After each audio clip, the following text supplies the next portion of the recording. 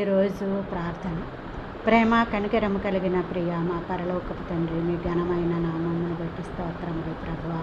ఇంతవరకు మీ దయగల రెక్కల చాటున మమ్మల్ని భద్రపరిచి సజీవుల లెక్కల్లో ఉంచి తండ్రి నాయన ఈ నూతన సంవత్సరంలో 10వ నెలలో 2వ తారీఖు వరకు మమ్మల్ని కాచి కాపాడి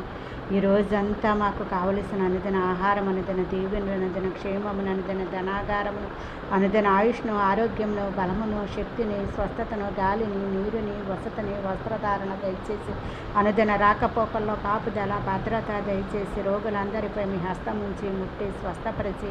నశించిపోతున్న వారిని రక్షించి రక్షింపబడిన వారి చుట్టూ మీ కాపుదల కంచె వేసి